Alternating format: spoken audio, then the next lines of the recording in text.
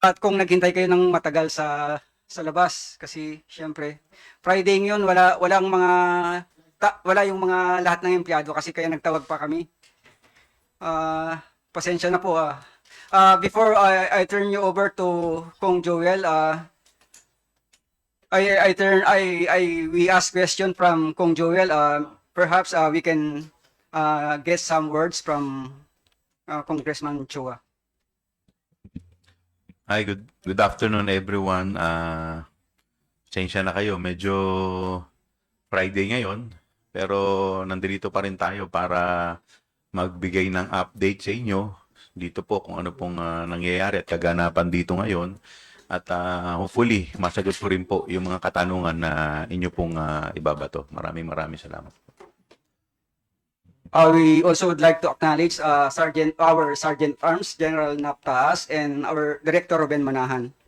Sino pong magtatanong ng unang question? Ian Cross from GMA 7.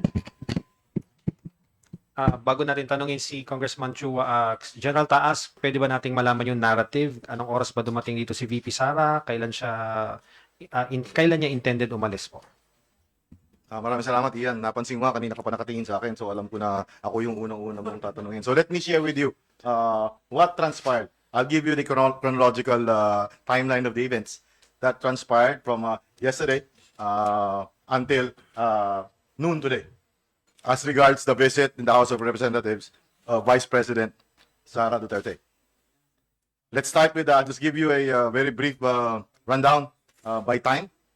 At about 2 p.m. yesterday, the arrival of the advance party of the OPP inside the complex of the House of Representatives. And about 2 hours after that, just before 4 p.m., the security team of the Vice President coordinated with our Legislative Security Bureau. And we basically briefed them about our House rules and the security protocols and guidelines. At about 4 o'clock, we received an advice from the security that the Vice President is on her way. However, it was not until 19:45, or about 2 hours after, that the Vice President actually arrived. And she was brought directly to the visitor center of the House of Representatives, situated at near the South Gate.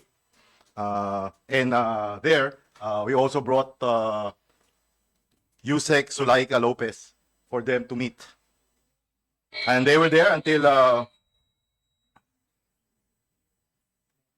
10 o'clock, which is our based on our house rules. That's the latest that we will allow visitors to our detained guests.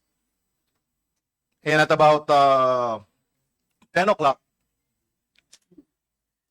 the Vice President, together with Yusek Lopez, actually prepared to leave the premises of the visitor center, as we have requested. However, after 3 minutes, that Attorney Lopez started heading her way back to our detention center, the Vice President, at about 10:05, also rode her convoy, which is right adjacent to our South Gate. And we were all assuming that she will start turning right, exiting the House of Representatives. However, her convoy went straight ahead, heading towards the Southwest Annex. South Wing Annex, sorry. And we talked over the phone with the security, and we were informed that the VP will just change using the room of the Honorable Pulong Duterte. And so we waited.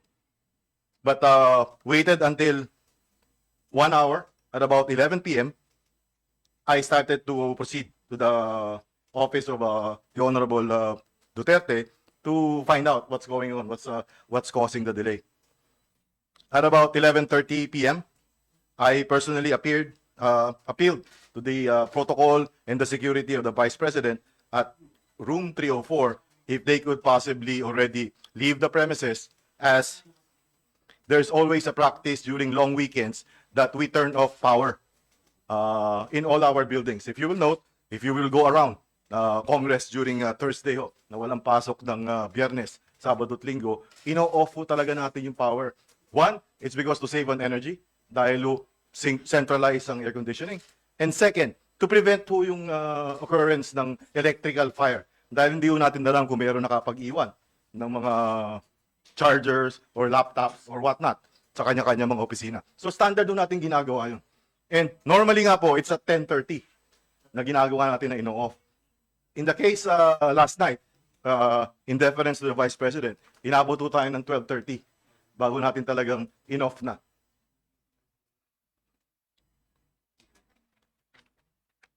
So, simula ho midnight or 12:30 in the morning hanggang kanina umaga, the close-in team of the Vice President stayed locked inside room 304. So about 7:30 this morning, upon request of our personnel and finance office, we had to turn on the power again dahil magtatrabaho po sila sa SWA. So that's about 7:30 this morning. 8 o'clock, the Vice President security team remained locked inside the room 304. At 10:53, we noticed the Vice President together with entourage left the room of the Honorable Pulong Duterte, and we followed her all the way to the detention facility. At 11:07 this morning, the Vice President was allowed by the chairman of the Governance Committee to visit and once again discuss with Attorney Zulaika Lopez at our House of Representatives Custodial Center. That's about all I have for you. Thank you. Sir, General Taas, wala naman siya complaint na, syempre, nawala ng kuryente, so magdamag siyang walang power doon. Wala ho kaming narinig na complaint dahil I would assume dahil hindi naman ho kami nagkulang ng pag-remind. Sinabi ho namin na baka uminit at sana ho maintindihan ninyo dahil policy ho sa house ito para makaiwas tayo sa aksidente at makatipid din po tayo ng kuryente. Isipin nyo kung isang kwarto lang yung ating bibigyan ng kuryente pero kailangan yung kabuuan, umaandar ho yung air conditioning unit na imagine nyo na ho kung gaano kalaking General, doon sa huling pag-uusap nyo, nakita namin kanina, kailan daw po aalis dito si VP? May sabi po ba siya? Ano po bang sentimiento niya? Hindi po namin na napag-usapan yung kailan siya aalis. As far as yung kailan siya aalis is yun ang yung usapan between us at saka yung security at saka yung protocol. Hindi po tayo nagsasabi kay Vice President noon. However, ang napag-usapan po namin kanina is hinihintay ko lamang bago ko siya papasukin doon sa detention facility, yun yung approval ng aming butihing chairman na indeed inaprubahan po yung pagbisita doon sa detention facility. Dahil kung matandaan po ninyo, kahapon ho, hindi yung detention yung pinag-meetingan nila. Doon po tayo sa visitor center dahil strict ho yung mga protocols sa detention center. Kaya ho, mas maganda doon sa kabila. Yun ang pinag-uusapan namin. Sabi ko, baka pwede po na doon tayo sa kabila. Pero minarapat ng ating Vice President na Tito. At inaprubahan naman nating chairman. Last from my end, Sir, Congressman Chua, kayo po, ano po ang sentiments ng komite dito sa nangyayari ngayon dito na pagbisita po ni VP Sara? Well, briefly, bigyan ko muna kayo ng background kung ano po yung mga nangyari. Nagkaroon po ng mga exchanges of correspondence. Nagpadala po sa akin ng sulat, mga letter requests, ang si Attorney Zulaika, ganun din po si Vice President, at saka si Congressman Pulong Duterte. Ang request po ni Attorney Zulaika, una, ay kung po pwede siyang i-allow na pumunta sa kanyang therapy. So, ito po ay sa ating pong correspondence, pinapayagan po natin siya, provided ibibigay po niya yung oras, yung lugar, at saka i-escortan po siya ng ating Sergeant at Arms, tao ng Sergeant at Arms. Pangalawa, sumulat po sa atin si Vice President kung po pwede na mag-stay siya kasama si Attorney Zulaika for the duration ng kanyang detention. Ito po ay hindi natin inalaw dahil unang-una hindi naman po siya part ng naikukulong. So, pero sumulat uli siya, humingi siya ng permiso kung po pwede na mabisita niya si Attorney Sulaika at yun naman po ay pinayagan naman po natin. Ang isa pa pong sulat na natanggap po natin kay Congressman Pulong Duterte, kung po pwede, instead na dun sa detention facility, ilipat dun sa kanyang office. Doon na lang i-house si Attorney Lopez. Ito po hindi natin na pinayagan dahil otherwise, ang mangyayari po niyan, yung susunod po, yung mga iba pa pong mga may connection o may mga kaibigan na congressman, gano'n na lang po ang gagawin. So sa amin pong paniniwala ay bad precedent po pag pinayagan po natin. At saka syempre, ayaw naman po natin na magbigay ng pabor. Gusto naman po natin pantay-pantay po lahat ang mga i-detain po dito. Sumulat po ulit sa atin si Attorney Sulaika. May mga 5 po siyang concessions na hinihingi. Una, na mabigyan siya ng companion para masamahan siya sa kanyang pag-i-stay. Ito po ay pinagbigyan po natin dahil alam naman po natin yung kanyang condition. Meron po siyang back condition. In fact, doon po sa committee hearing, provided yung kanyang companion ay na pinayagan po natin ay isang miyembro ng kanyang immediate family. Ang pangalawang concession na hinihingi po niya ay mabigyan siya ng daily visit ng kanyang personal physician para ma-check yung kanyang health status. At ito naman po ay ating pinagbigyan na payagan siya provided na makipag-coordinate sa ating Sergeant at Arms, sa opisina ng Sergeant at Arms at sumunod sa mga guidelines. Pangatlo po, humingi po siya ng permiso para regularly na magkaroon ng rehabilitation session sa kanyang frozen shoulder. So ito po pinayagan po natin provided na yung time, yung place at saka siya ay bibigyan ng escort ng ating Sergeant at Arms. Pangatlo, humihingi siya ng security personnel na po pwede na may designate. So, ito po pumayag tayo subject to the condition na tayo yung security po natin dito sa house ang ibibigay po natin. At ang ikalima po, nabigyan siya ng permiso na yung staff at saka council niya bisitahin siya sa Sunday dahil meron daw in preparation for the Monday's hearing. At ito naman po pinayagan natin subject sa guidelines ng OSA at binigyan natin siya ng oras from 1 to 7 p.m. So, yun po. So, halos, kung makikita naman po ninyo, halos lahat naman po ng hiningi nila na concessions ay binigay natin subject to certain conditions.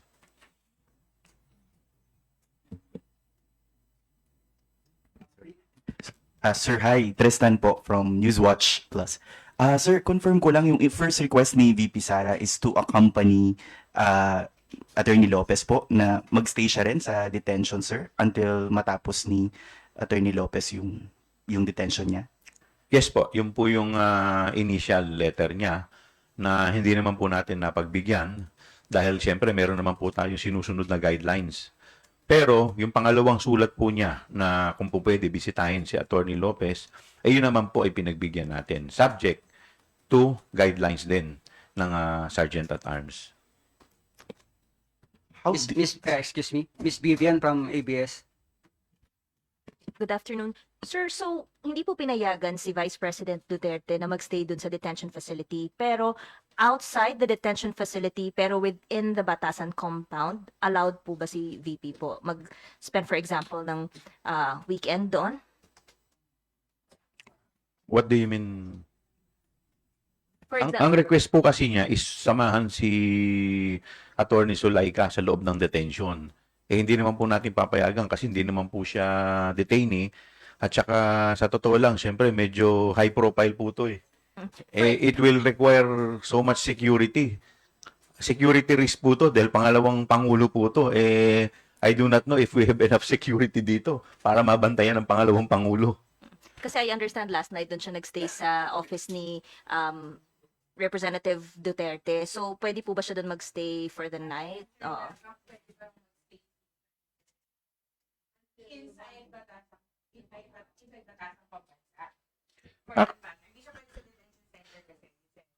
Yes.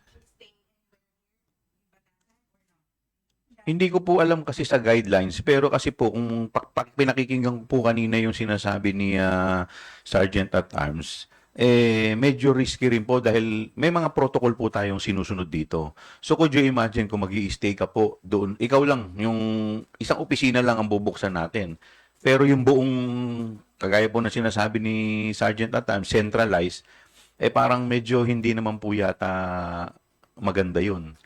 So, sa akin naman po, wala naman po masama kung umuwi at pagkatapos the following day, po pwede naman po bumalik. Welcome naman po. Yun naman po talaga yung, maski naman po yung mga lawyers ni VP, i-allow din po natin sa mga ganong klaseng arrangement. So until what time po pwede Representative Chua or Sergeant Sir Taas, kung hanggang anong oras po pwede si VP Duterte dito today, and sa weekends po ano yung schedule ng visit na ipapayagan po natin? Hindi lang po kay ating pangalawang Pangulo, sa lahat po ng bibisita sa ating mga nakadetain. Ang policy po natin is pag merong session, inaalaw ho natin hanggang alas 7 ng gabi. Dahil obviously marami yung tao from Monday to Wednesday. However, pag po Thursday hanggang weekend, subject po sa approval ng committee na may hold po dun sa So, pwede ho ating i-allow hanggang 7 din ng gabi. Dahil anything beyond that, overtime na nga po, tama po si Chairman Chua, napakarami yung security yung kailangan nating i-devote doon sa isang bisita lamang. Ako po, simple lang po ang opinion ko po dito. Sana naman po yung respeto po at yung leniency na binibigay po natin sa ating Vice President, suklian din naman po niya ng respeto sa atin. Yung mga tao po, kagaya po ni Sergeant at Arms at yung mga personnel po dito po sa House Rep, ginagawa lamang po yung kanilang trabaho alinsunod po sa guidelines. So, pag may nangyari naman po, unang-una po, si ating Vice President, high profile po yan na personality. Hindi naman po yung ordinaryong mamamayan. Pag may nangyari po dyan, sagutin din po nila yan. So, sana po, wala naman pong masama na makipagtulungan sa amin. Lahat naman po, ng, as long as within the bounds of law, ay ibibigay naman po namin. Ang hinihiling lang po namin, sana po sumunod lamang po nang sa ganun ay hindi na magkaroon ng ganitong klaseng issue.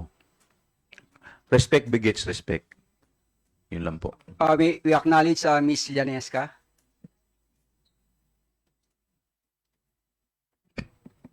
Good afternoon po. Linesca Pantilla, May News Online. Sir, what would happen if the Vice President chose to stay? What would be ano ba yung provided for by the rules of the House? Given such, in the event that there is a defiance on the part of the Vice President? Wala pong nakasaad doon sa House dahil nga po sa rules natin, dahil nga I believe the House rules was made with the principle na tayo mga Pilipino pinaka most hospitable na mga mamamayan sa buong mundo, na kaya po kung ano lang yung i-request sa atin, pinagbibigyan naman natin. So, hindi ho na-cover yun kung ano yung gagawin. At ngayon nga po, kung gamitin itong pagkakataon na to para ipaabot, yung pakiusap na rin po ng mga security ng ating pangalawang Pangulo, na kung maaari nga po, sasabi ni Chairman kanina, pwede naman kung dumalaw bukas. Huwag na lang mag-stay dito sa gabi. Dahil alam niyo yung gabi, talagang kailangan doblehin natin yung security dahil pangalawang Pangulo nga po ito. So kagabi po medyo marami-rami yung nag-overtime. Dadagdagan ko lang po yung sagot ni Sir ni Sergeant at Arms na kung gusto po niya ng much longer time, siguro po pwede naman po siyang mag-request ng extension. So sa ako tingin ko naman po, kung reasonable naman po yung extension na hihingin, another hour or 2 to the max, wala naman po, pagbibigyan naman po natin. Pero sana naman po, wag naman po niya isagad kasi po it will parang hindi po magandang precedent. Otherwise, sasabihin po na meron po tayong pinapaboran dito. Porke po ba pangalawang Pangulo, pinapayagan ninyo? Paano naman yung mga maliliit na tao? Yung mga ordinaryo na nakukulong po dito, Hindi namin. Siyempre, ang batas naman po natin dapat pantay-pantay. Ini-implement po natin yan. Nakapwesto ka po o hindi. Dapat ang pag implement po niyan, pantay-pantay. Huwag po sanang sasama ang loob ni Vice President sa ating mga staff. Mga ordinaryong tao lang po yan. Sila po ay nagpapatupad lamang ng kanilang tungkulin. Next question will be from Miss Ria Camille, TV5, then followed by Vic Sumintak. Hi, sir. Ria Fernandez, TV5 po. In normal circumstances, when is the visiting hours? What time? Every when? And under normal circumstances, it's 8 to 11 in the morning and 1 o'clock in the afternoon until 5. During non-working days, or maybe in our case, Thursday. But during session days, we allow it until 7 p.m. That's the latest. Pero as much as possible, we would like to keep it at 5 p.m. But upon request, we can extend 2 more hours up to 7. Okay, if there is a request, you allow maximum of 2 hours. Only Monday to Thursday, no Friday, no weekends. Weekends, we do allow, except Sundays. Okay, and on weekends, we allow visitation from 8 to 11 in the morning and 1 o'clock in the afternoon until 5, Until 5. Sir, except none on Sundays. to your recollection, sir, in the house's history, is this the first time that this happened? I've been the Sergeant at Arms since July of 2022. Yes, the answer is yes. It's the first time we've experienced this. Until now, as we speak, sir, the Vice President is still in the office of Congressman Duterte. Before coming here, she was still at the detention facility together with Attorney Lopez. I would have to check if she's still there, and I'll get back to you. Okay po. Kong Joel, are we considering going to the office of Kong Duterte to personally appeal to the Vice President and relay yung ating concerns, most especially na it will entail a lot of security if she will remain defiant or she will be defiant? Well, siguro mami, pag-uusapan muna namin ni Sergeant at Arms what is best, no? But ako siguro naman, tayo naman mga reasonabling tao tayo eh. 'Di ba? Lahat naman po tayo dito, lingkod bayan. So, ang trabaho po natin bilang lingkod bayan ay sumunod sa batas at magpatupad ng batas. Eh kung tayo po mismo hindi susunod sa batas, eh paano pa natin ipatutupad ang mga batas? Pero halimbawa po, kunwari po, you want to set limits already to the visit po. Meron po ba tayong parang ano ba penalty for And someone? ma'am, to cut you Yeah, okay. short, no? Dapat pa bang sabihin na sumunod sa batas? Ang ating pangalawang pangulo? Ang ating pong pangalawang pangulo ay isang abogada. O, siya po ay pangalawa sa pinakamataas na opisyal ng ating bansa. Nag-oath po kami ng aming panunungkulan na kami po ay susunod sa alituntunin. So sa tingin ko naman po, magiging reasonable naman po ang ating pangalawang pangulo. At sa tingin ko naman po ay alam naman din po niya kung ano po ang dapat niyang gawin at alituntunin po dito. Okay, sir. Sir, balikan ko lang yung tanong ko. Halimbawa, may isang tao na visitor and ayaw niyo sumunod dun sa visiting hours na sinet po ng house. Meron po bang karampatang parusa yon? Wala akong penalty clause yung ating guidelines as to yung security protocol as regards yung detention facility. Ang tingin naman namin, hindi nakakailangan yung ano na yun, nakamakarating pa tayo dun sa magpapataw pa tayo ng parusa. Dahil lang sabi ko nga, hospitable tayo, ang kailangan lang is magpaalam at tayo naman na yung mag-uusap. At malamang, mas madalas nga yung pinapayagan natin kaysa yung hindi. So hindi tayo makakarating dun sa kailangan pumataw dahil yung sa experience ko, yung mga napakiusapan namin na sumusunod naman po. Sir, very last from my end, to Kong Joel po. A couple of days ago, sinabi po ng VP na parang yung mga nangyayari sa staff niya, naapektuhan sila, no, nadadamay sila because of the political persecution sa kanya. What's your reaction to that? Ito po ginagawa namin, trabaho lang po namin to eh. At meron pong ni-refer po sa ating committee. Ito po inaksyonan po natin. At ang pinag-uusapan po natin dito ay pera po ng bayan. So wala naman po kung nakikita dito na politika. Ang nakikita ko po dito ay may pera pong nawawala, may mga questionable po na transaksyon. At siguro po ang tanging makakapagbigay linaw lamang po dito ay ang ating pangalawang pangulo at yung kanyang mga staff. After Big Sumintak, dalawang questions na lang po. Salamat. Sir, good afternoon. Just a clarification. Kong Joel, what if the Vice President opt to stay? Gaya ng kanyang ginawa last night, even without the electric supply in the office of Congressman Pulong, then anong gagawin? Trabaho po yan ng ating Sergeant at Arms. Kayang-kaya na po ni Mr. Sergeant at Arms yan. Pero sana wag na po niyang pahirapan dahil sumusunod lang po. Ulitin ko po ang pakiusap ko na ang ating pong mga empleyado dito, kasama na po dito ang ating Sergeant at Arms, ay ginagawa lamang po nila ang kanilang tungkulin at trabaho. Sana po sumunod po tayo sa mga patakaran dahil ito po ay pagpapakita lamang ng respeto sa institusyon.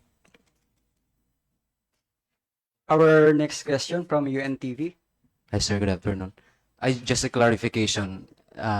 Yung President or Vice President asked to stay with Attorney Lopez inside, but I just want to get or to know what were the specific reasons given by the Vice President, if any. Kasi kung ano lang ba, gusto lang ba niya pumasok, may reason ba siyang binigay, particular kung bakit gusto niya pong makasama yung kanyang Chief of Staff? Thank you.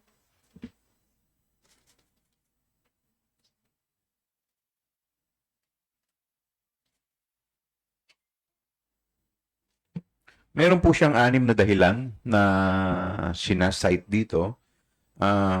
For humanitarian reasons, I request for consideration of her situation given the following circumstances. Number 1, as you may have already noticed during her appearance in the committee hearing yesterday, she has persistent and chronic back problem that often further results in migraines. Number 2, she has expressed since yesterday that she is nauseous and lightheaded. Number 3, she has little sleep because of fears for her security and safety. Number 4, she is not used to being alone and is worried that other detainees may cause her harm.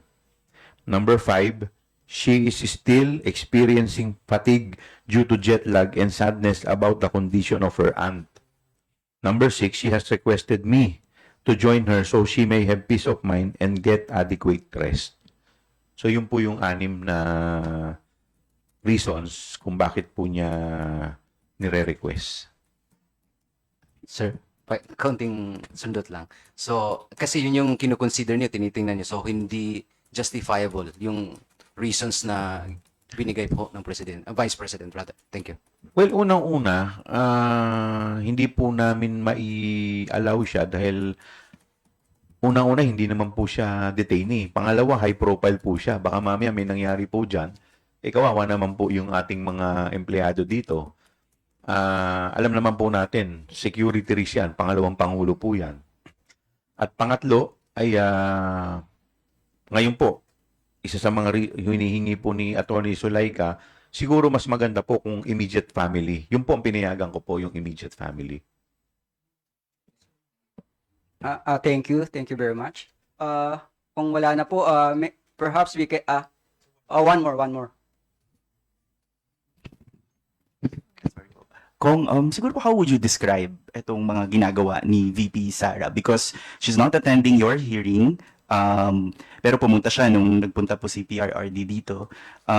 Pumunta rin po siya ngayon dahil nandito si Attorney Lopez, but hindi po siya pumupunta sa hearing nyo. So, if you were to describe yung ginagawa po ni VP Sara ngayon, ano pong matatawag nyo dito, sir? Lack of respect in the institution. Nakikita naman po natin no, na parang kung kailan lang niya gusto, kung ano lang ang gusto niya, yun lang ang gagawin niya. In fact, ngayon, sinabihan siya na, kagaya kanina, naririnig ko kay Sergeant at Arms, sinabihan siya to leave the office of Congressman Pulong, pero hindi pa rin niya sinunod. So, parang sa akin lang, no, na, kasi tayo, official tayo dapat careful tayo sa ating mga aksyon. So, dapat ito ay tinitignan din natin kasi it will show our character. Nagre-reflect yung character natin sa ating mga aksyon. So, sa akin lang, hindi ko naman masasabi kasi si Vice President, nakita naman natin mataas ang pinag-aralan eh. Isa po siyang abogada. So, sana yung respeto sa mga tao, lalo na sa mga mas maliliit sa kanya, sana ibigay din po niya. With that, thank you.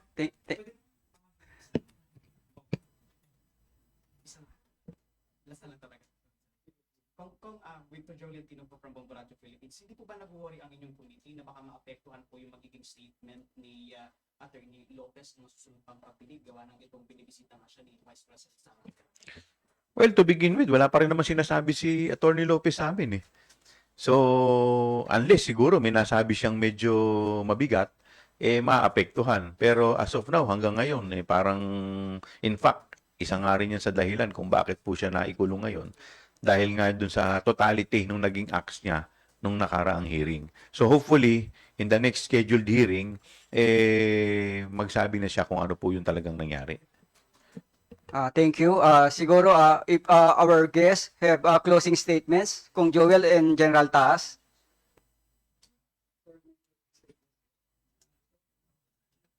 Wala na raw po. Maraming salamat po.